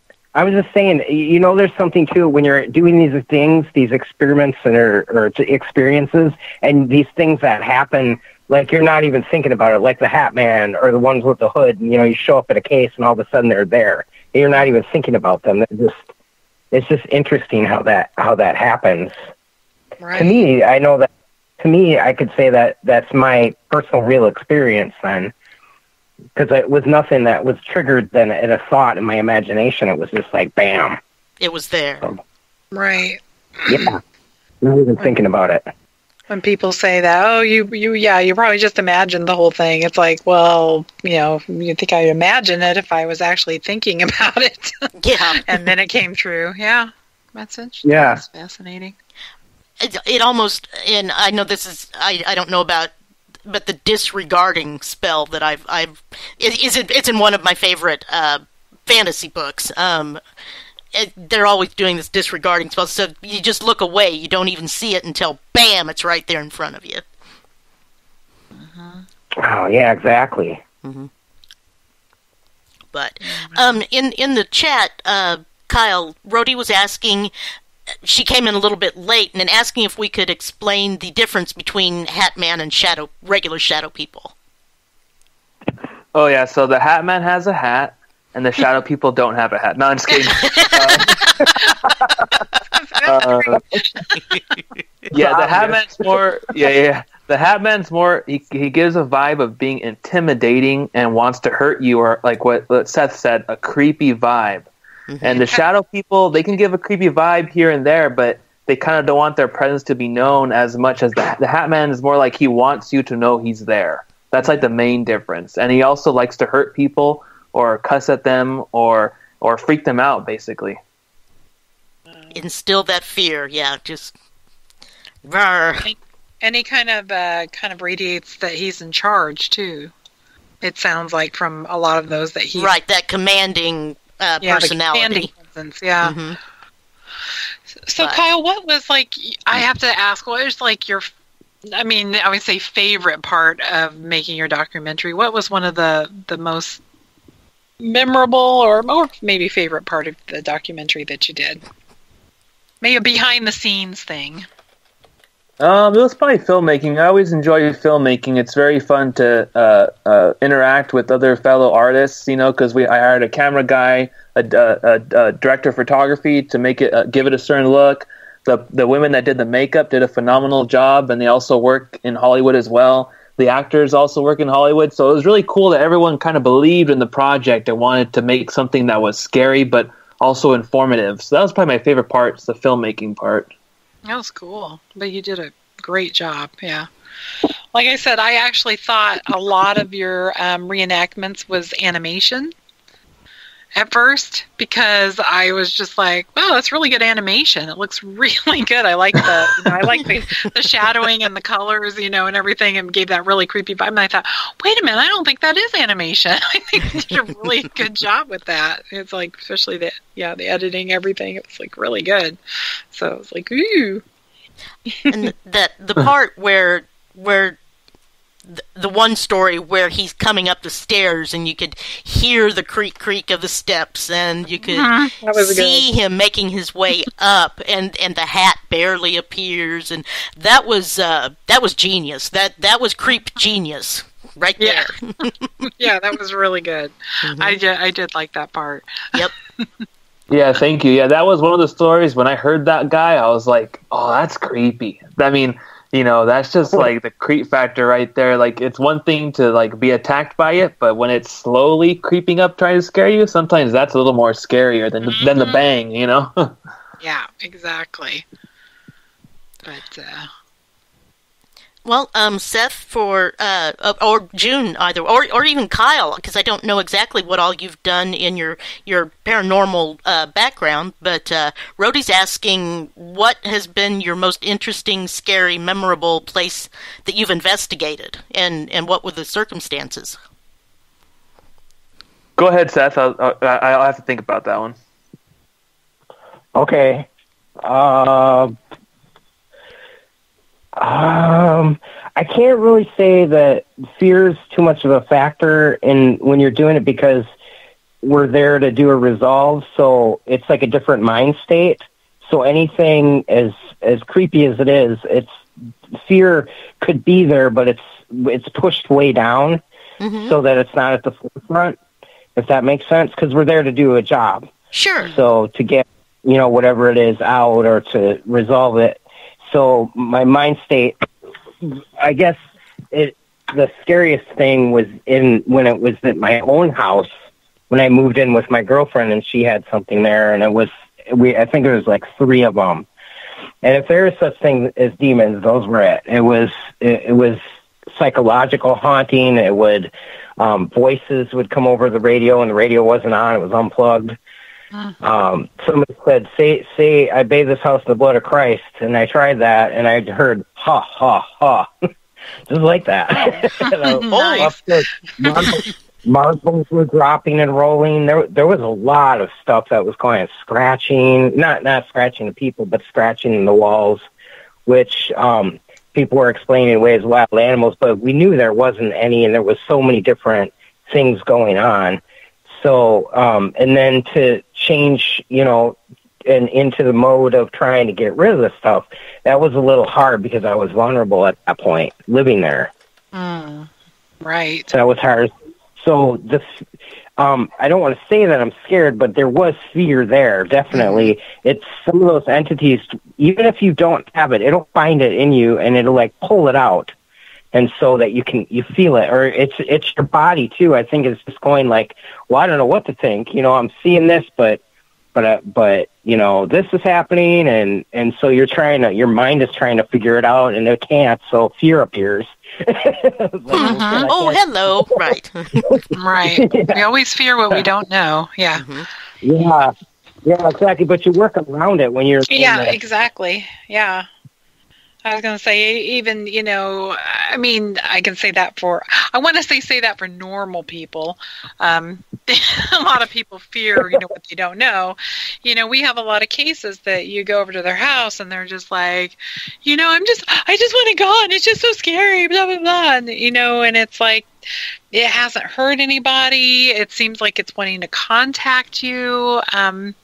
It's like you have to explain to them, it's not showing any aggression. Nothing, is really going on except, they've been, maybe hearing a voice, maybe seeing something out of the corner of their eye, and that's basically it. And you're just like, well, sometimes we just really fear what we don't understand or don't know. And maybe they're have a message for you, or maybe they don't know they're scaring you. You just kind of, even if you tell them sometimes and say, you're really scaring me and the kids, please stop. And a lot of times they're like, oh, sorry. Oh man, my bad. Yeah. Or sometimes they're just jerks and they're like, yes. Ramp it up. Yeah, everything. But I was just thinking that. So what about you, Kyle? Do you have a more memorable place? Are you a paranormal investigator too, or? I've done some like a couple of like I went to some haunted places and did some paranormal investigating, but not really I don't really constantly do it. But I did go to one place that's called King Richard's, and it's actually in Whittier, California, if anyone's in the area. And it's an antique store. It's huge. It's like 3 stories. And Ooh. man, you go in there, you can sense all kinds of stuff. Even if you're not psychic, you just walk in there, you sense all kinds of stuff attached to the objects and the history of the location. But I was actually with my family, because my family, they love antiques. And I found out it was haunted. I'm like, well, I want to go. So I went.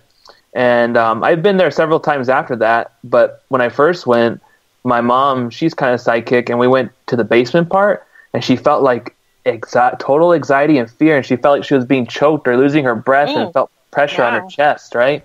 And so I found out online, because people post their stories there and the history of that location, and I found out online that it used to be a place where they had a big freezer down there for like meat, and it locked 2 people in there and they died. Oh my! Like they got locked in there somehow and they died, like they froze to death in there. And that's the location that my mom was feeling the panic and the like losing breath. So I don't know if there's a connection to that or if it's like a signature of what happened there. But yeah, that was one of the strangest things where I was like, oh, that's freaky. And people actually see shadow people there all the time as well. Wow. That is freaky. Almost makes you think that maybe some of the shadow people could be just more the memories of it, more so than actual spirits. Be a haunting, just a kind of a record that's being residual, a record that's being played over and over, or that's really something. But yeah, I have to say mine. One of my I never get scared on an investigation. I've been startled a couple times, but I've never really, really been scared. The only time that I really got, I was going to say, scared. I don't even like to use that word so much, but was at the old Montana State Prison, and it was one of those things. We were investigating the administration building, and you think, oh, the administration building, not the cell blocks. No, the administration building, because they had a huge riot there. Several people had been killed in there. The deputy warden had been killed in there. It was kind of a big, kind of a big thing. But that was the only time that I felt like something was right behind me as I was trying to get out of there really quick, and I actually panicked. And I never panic. I'm pretty, boring, even keeled. Like, I don't know if I use the term boring for me, but just even keeled the most of the time on investigations. I'm very calm. Yes. I have a calming presence, and I just kind of freaked a little bit because I felt like something was right at me, and I'm just like going out there faster and faster, and I finally get into the open lobby, and I see my friend Matt, and I'm like, oh my God, Matt, I don't know what that was, and I'm holding my recorder, and as soon as I said, I don't know what that was, all of a sudden you hear this creepy voice say, it's me. The best. It was like the best AVP I've ever gotten. Wow. And June liked it. Yeah, she wasn't scared. I was so excited. I was like, oh my gosh. Well, I kind of validated that there was something. I wasn't just PMSing or anything. Right. Sorry. But you know what I mean. Mm-hmm. Something was right there with me. It was just like, holy crap. But usually for the most part, I say I'm one of those paranormal investigators that when I hear a creepy voice or a creepy noise, I go towards it and I don't run away from it. So if you want to get away from the creepy things, don't follow me. Just saying. It's very important that people know that. If you see me going in, you need to go out. No, I'm just kidding. Oh, so wrong. June, did you go into your the Walker Ames where there's a shadow person seen a lot in there? Yeah, that was actually I can honestly say when I first got into paranormal investigating, I actually did so because I didn't believe in anything. That was a big thing for me. I was going to get into this and totally show that every single thing paranormal was all a bunch of bull crap. I mean, that was like my whole thing, because I was like, I don't believe this. This is really stupid. You know, when you're dead, blah, blah, blah. So that was my views a long time ago. So when I started like getting into this and doing a lot more, you know, I was taking classes, and then I joined a paranormal group, then I joined another one, and now finally I'm in a ghost. But before that, I took some classes from Neil McNeil, and had some awesome classes of just kind of ghost hunting, basically. Not really, that's not what the name was. I can't remember. Please don't tell him I can't remember the name of the classes. But I was in the Walker Ames house, and up on the second level, and Neil had come out and said, okay, guys, stay clear out of this little hallway here, because I'm feeling that we shouldn't be there. Something doesn't want us there. And I was thinking, oh, whatever. You know, in my head, I didn't say it out loud. Mm-hmm. I was respectful. And so all of a sudden, I'm in this one bedroom, and I come out, and I see this shadow right there, standing up, black, dark shadow, standing in the hallway. And I heard Neil talking, and I assumed it was him at first. And then I was thinking, well, he just told us not to stand there. Why is he standing there and talking in the hallway? And I was about ready to go over there when all of a sudden the shadow comes towards me and disappears. And I was like, what was that? And I hear Neil still talking, but there's no shadow there anymore. So I'm like, what the hell? What the hell? What the hell? And I go over there, see him in the room that's that little nursery room, the kind of right by the bathroom. And I was like, who is just in the hallway here? And he's like, nobody, June. And I said, yes, somebody was just in the hallway. And he's like, no, June, we're the only three that are up here. And I said, no, somebody was just in the freaking hallway. And it got to the point where I almost got a little overwhelmed, a little hysterical, I don't know, in my head. And I tried to debunk it. I tried to go outside even. I got a leaf. I cut it out in the shape of a person, and I put it on the window to see that it would cast this perfect shadow. But no, it didn't. And then I realized it was like 4:30 in the afternoon. All the shadows were elongated.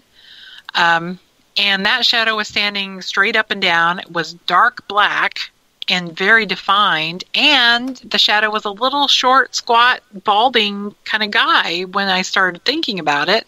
Neil is not a short, fat, balding guy. And those of you who do not know him. No, he's the total opposite. Yeah, he has lots of hair, and he's very thin. So it was one of those reality checks. So that was the very first time I ever saw something paranormal, saw something. You know, I've gotten EVPs before, but in my mind, I thought I could explain those away. But then after that, I was like, oh my God, I've got to alter my thinking. And anything but that. Yeah, that was really hard for me. You know, it's very hard for a skeptic to admit that there is something out there that is, you know, beyond us. Exactly. And so I had to really alter my stinking thinking. Then it was just like, wow, there are some things out here I can't explain. And, you know, then I'm still a skeptic at heart, but I have a more open mind to say, wow, there's no explanation for that. You know, how did that happen? Mm-hmm. Yeah. Skeptical believer. Yeah, exactly. Mm-hmm. So yes. Seth, have you investigated the Walker Ames house? Yeah, I was there a couple times. We did a class there last time. That's right. Oh, yes, I remember now. Yeah, it's an amazing house. Yeah, Kyle, if you ever come out to Seattle, or, you know, come out this way, we can see if we can take you over there, because it's a really cool little town, Port Gamble, Washington. Oh, for sure. Yeah, that sounds interesting. Almost every single building in that town has a ghost story. Cemetery too? Does the cemetery too? Yeah, the cemetery there. A lot of townspeople who even don't really believe in ghosts say that sometimes they'll look up at the cemetery and sometimes they'll see little shadows of children running back and forth along the white picket fence that's up there. So, Wow. not just a few people, but a lot of people say that they've seen that, and and also they've seen, some people have said they've seen little creatures there, but there's not enough woods for little creatures to live in. I just don't think. It's a really small patch of trees there. I can't buy that. I can't buy that there's tiny little Bigfoots living in the tiny little forest. Sorry. I'm trying to open my mind to that, but I can't do it.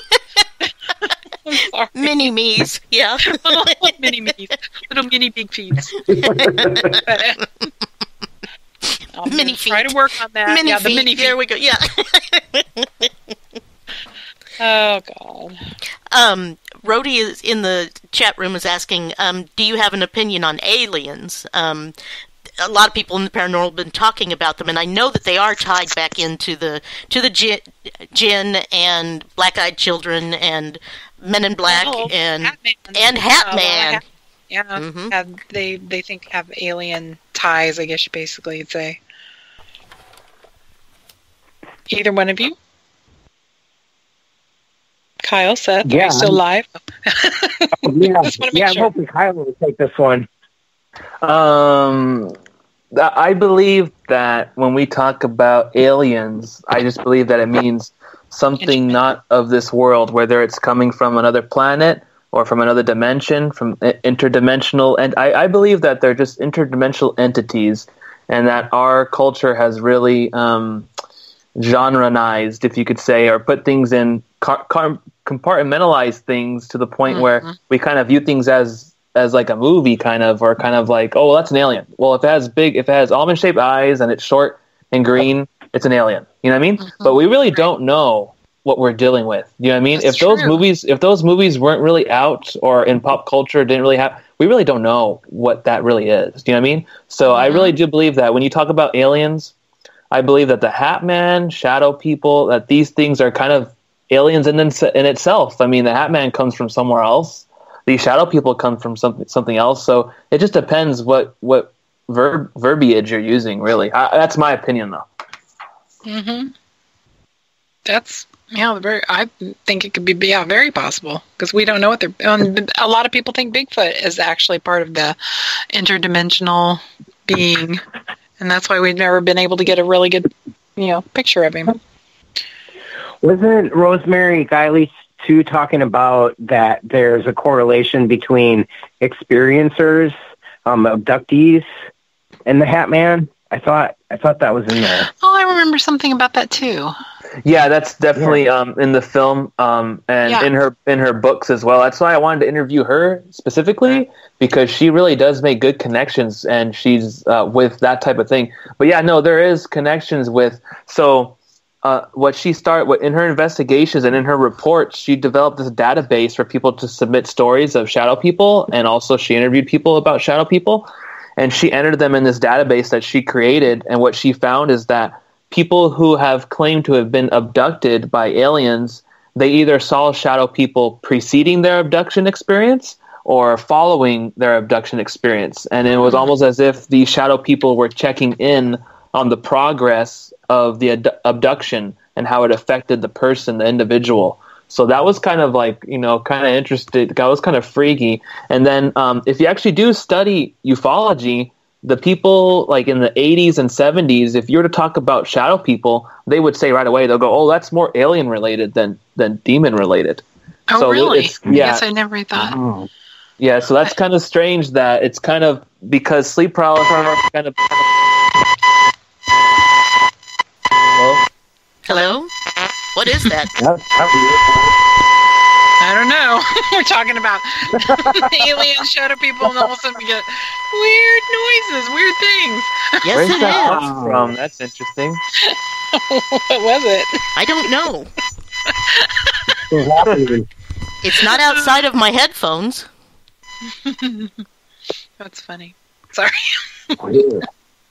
Wow. No, Getting the GBs. didn't you mention that every time you get on a show that and try to talk about Hat Man that something technical is really weird happens?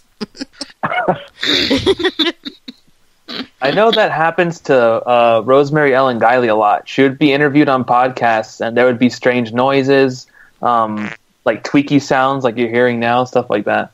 Mm-hmm. It's like maybe it's Rosemary saying hello to us. Yeah, because we're talking about her. Mm-hmm. Mm-hmm. Are you getting anything, Seth? Can you? No. Can you hone in? Oh, dang it! So it was probably just a bad connection somewhere. Yeah. Yeah. It could be paranormal. I'm clueless though on it. I don't know. I'm not getting anything on it. I hate when that happens. Yeah. Yeah. I know. Everybody looks to the psychic. What's going on? I don't know. What's up? Put We're all yourself in a screwed. trance. Run for your life! Yeah. If we hear Seth all Oh, of a it's not sudden good. running, we'll know. Judah run toward it. Meanwhile. Oh, we don't have to be faster than it then. We just have to be faster than June. Yeah, anybody can be faster. That's really bad. Ah, yes, well. Yep. Any other questions or thoughts, guys? I think we're kind of wearing down, or else we've been totally derailed by the phantom squeal sound. Squelch. Probably all the above. Yeah. But do you have any other documentaries in the thought process or planning or anything, Kyle? You know what I'm kind of interested in, and I'm kind of pondering it. I am going to do a couple of short films I had in mind, but for another documentary, I'm kind of playing with the idea of the black-eyed children, because I have talked with David Weatherly for a bit, and that would be a very interesting documentary as well. Just people's stories on the black-eyed children, right. Maybe some black-eyed beings as well, because I know people say they see black-eyed beings. That would be strange. Or even maybe people experience gang stalking. Have you guys heard of that before? Or street theater? What's that? Now I'm scared. It's like where people are, they think they're being stalked by a gang of people, but it's kind of orchestrated and it's kind of random. It's you could just type in on YouTube gang stalking and it'd be very interesting. Wow, okay. Is that the same as targeted individuals like that? Well, actually, from I got a lot of what you would call gang stalking while making the film, where it's almost as if this entity, the Hat Man, or the dark entities are kind of controlling people to purposely piss me off, to try to get me to join their side, if that makes sense. I had a lot of that while making the film. So I had a lot of bad things happen. Like I would people would purposely cut me off and the same way, and then their license plate would have a certain number on it that the other car had the same number on it. A lot of synchronicities like that. Or another weird one that was, I think it was demonic, and I told Rosemary Ellen Guiley, and she knew, is if you go to the store, there would be people that would give me like they would be looking at apples or something, right? And then they would look at me and give me like a look, and I'd be like, why are they looking at me that way? Like, serious? And then they would look away. And then it would happen again, either at a different store or in passing, almost as if an entity popped in them. Not really possession, just kind of like settled in their body, if that makes sense. Looked at me through their eyes and then popped out of that person. Kind of to let me know that we know that you're looking into us. So we're aware of what you're doing. That's the vibe I got. And there was a lot of that happened throughout making the film. Or like people would cut me off, and guess what the license plate would say? The last 3 numbers. It would say 666 on it. Oh, wow. Wow. That's pretty wild. You're like, okay, now stop this. Yeah. And you kept on going, which is, I'm glad you did. Yeah, Definitely. A lot of people might have been scared away from doing it. Mm-hmm. Yeah, most people, they either get scared or, most people, they get scared or you just get frustrated. Sometimes they just want to frustrate you to stop doing it, stop making the film. That's what was really, that's what people told me that were also psychic or what you would call tuned in, They said that too. They said it's just the dark side wanting to stop the film from getting out. Intimidate getting you. The information out there. Yeah, exactly. Wow. Wow. Seems like you should also maybe talk to Nick Redfern about the Black-Eyed Children. Oh yeah, his would be another really good one too. Yeah, he's done a lot of he articles. knows his stuff. Yeah, yes, he does. I've read a couple of his books. Yeah. Mm-hmm. That'd be really cool. But Seth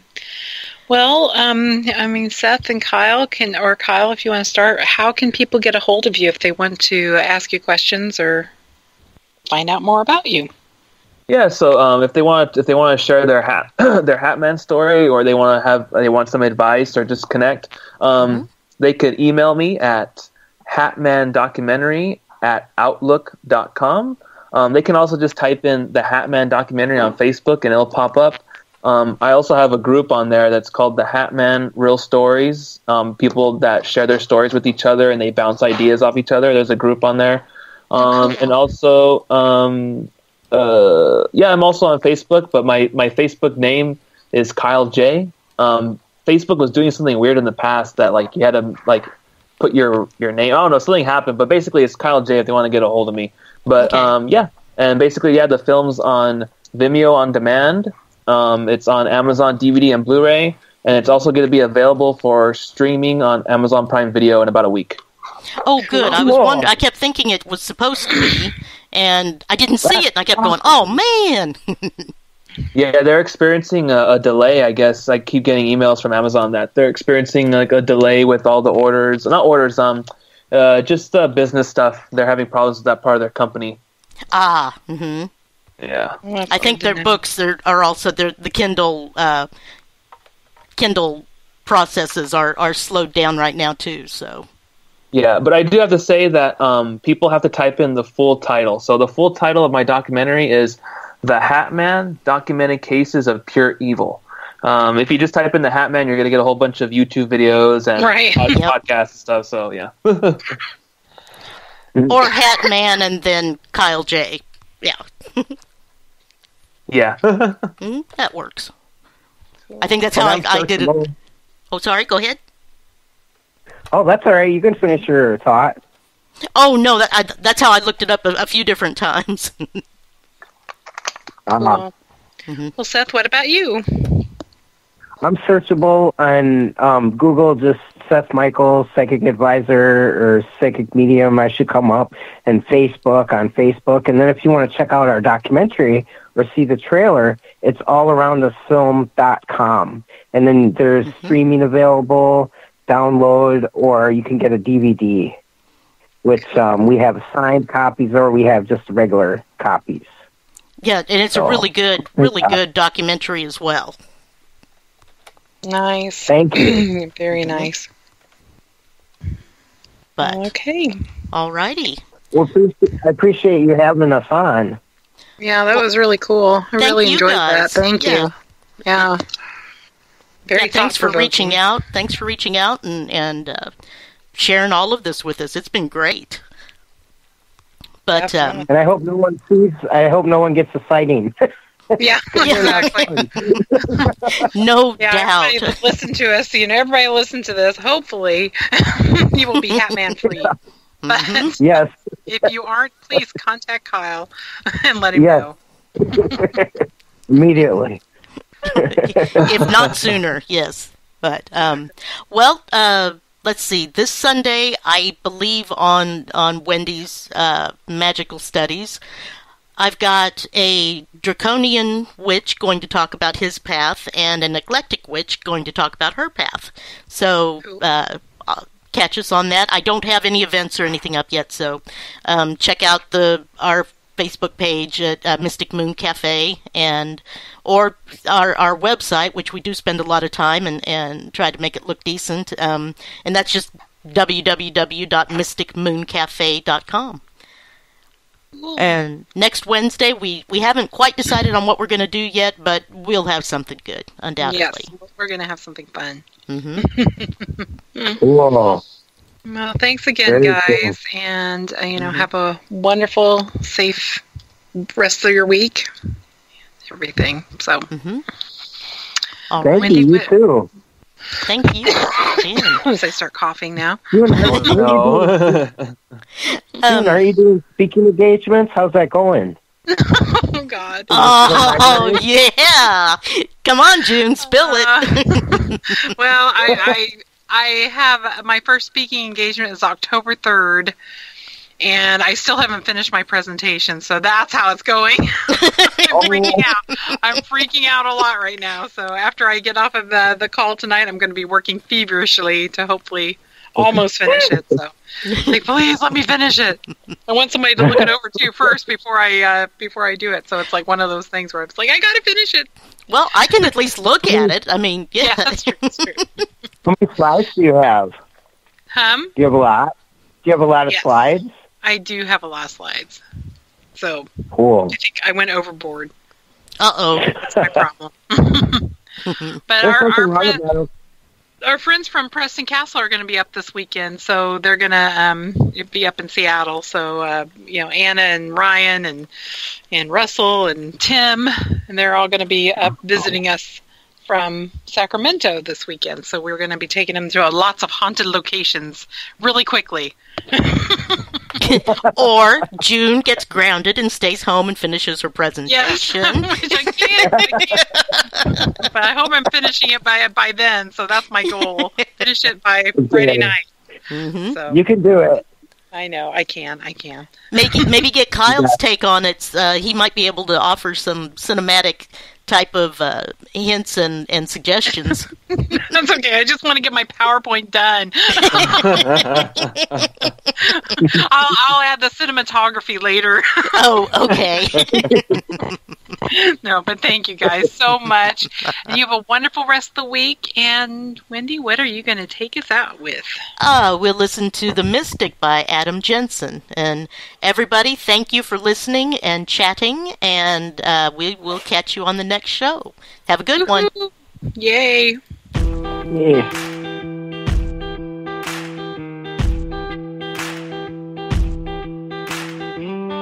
Got a head full of spiders and a heart that isn't here. In a room full of lighters, all my demons reappear. Broken cigarettes and bullet holes. One more to the chest and I'm alone. Nothing gets me any higher, and nothing ever will. Tried to stay sober, tried to stay clean. Wake me when it's over, like a bad dream. Mama doesn't call, sister never writes. Bet you they would laugh if I called to say goodbye. No one's gonna worry and notice when I'm gone. No, they won't know I'm missing till they pull me out the mystic.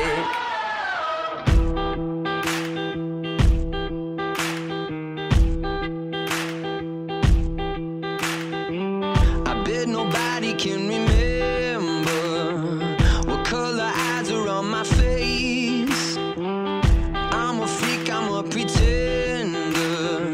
I never really had a place. Broken cigarettes and bullet holes. One more to the chest till I'm alone. Nothing gets me any higher, and nothing ever will. Tried to stay sober, tried to stay clean. Wake me when it's over, like a bad dream. Mama doesn't call, sister never writes. Bet you they would laugh if I called to say goodbye.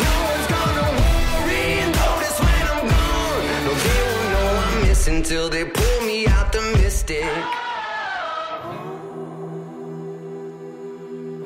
Tell the preacher not to pray. There's no angels where I go. Only pieces that are broken, scattered dreams across the floor. I'm home. Tried to stay sober, tried to stay clean. Wake me when it's over, like a bad dream. Mama doesn't call, sister never writes.